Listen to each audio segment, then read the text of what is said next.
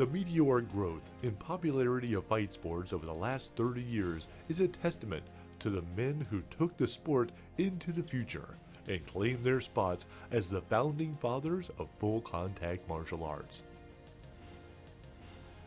There was a time, not long ago, when martial arts fighting meant a controlled bare-knuckle bout, accompanied by lingering fears that uncontrolled blows would lead to widespread death in the ring.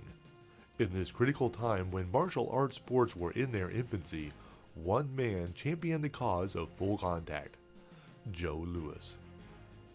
Joe Louis had dominated the current point system, but had become increasingly frustrated by losses coming at the hands of poor or partisan judges. His passion for progress led to an event that would forever change the course of history for athletes involved in ring sports.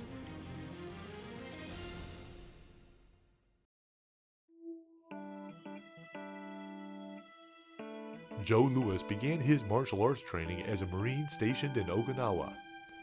His early instructors were John Korab and Izio Shimbaku, and they could see right away that Louis was not an ordinary student by any stretch of the imagination.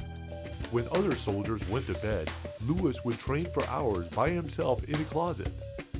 His fierce determination and hard work led him to receive his black belt in only 7 months. Upon returning to the States, Louis was enthusiastic about continuing his martial arts journey. In 1966, he attended his first tournament. Not intending to compete, he was convinced by the promoter of the event to throw his hat in the ring. That tournament was the U.S. Nationals, one of the biggest tournaments in the country, and the promoter was Grandmaster Jun Rhee. He dominated the field that day, not only in fighting, but he also was awarded the Grand Championship in kata. That day began a storied fight career that had Louis fighting and besting the current greats of the sport.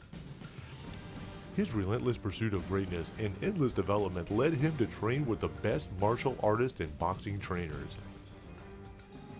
His first boxing coach was world champion welterweight boxer Sugar Ray Robinson, and he worked extensively with ring veteran Joe Orbito. He trained with such martial arts luminaries as Howard Jackson and Bruce Lee. As Louis continued to win big in the tournaments, the accolades began rolling in. Louis was the first karate competitor featured on the cover of Black Belt magazine. But even as the competition world embraced him as a phenomenal athlete and champion, Louis was discontented with the pace of progress and development in the sport. So many participants clung fast to traditions in the status quo. Louis was more interested in taking the sport and the arts forward. In the future, he envisioned, spectators would embrace the martial arts sports the way they embraced boxing, and the skills would grow beyond the old hand-me-down methods, evolving into tried and true techniques that were refined and perfected, then could be confidently used against even the best opponents. This laser-like focus on developing the very best martial arts techniques, strategies, and training methodologies has been a constant theme throughout Joe Louis's career.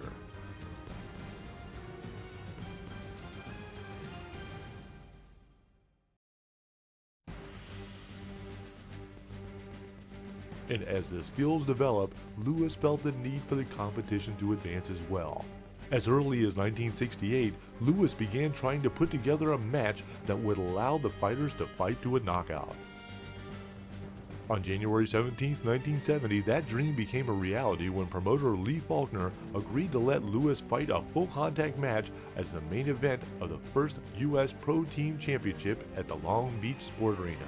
The opponent was the very tough Greg Baines, who through his recent conversion to Islam had changed his name to Ohm.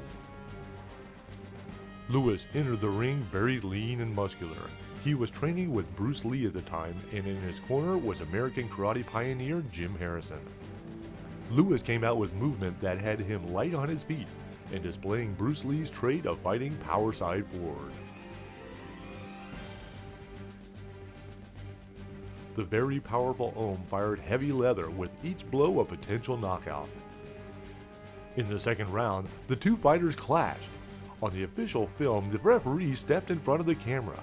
The next thing seen on camera was Ohm reeling from a devastating blow, out on his feet. Lewis's follow-up blows were superfluous. The first full contact match was already over. The historic first knockout was forever lost to history. Until now. Lewis's good friend Walt Bone was in the audience that night with his trusty 8mm camera. Few people in the world have seen this footage of the knockout that launched the full contact era in martial arts sports.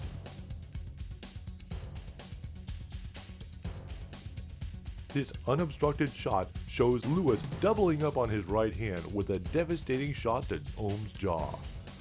Ohm wobbled and seemed to fall out of range of Lewis's follow-up blows. He was already out on his feet. That spectacular knockout officially launched the era of full contact martial arts.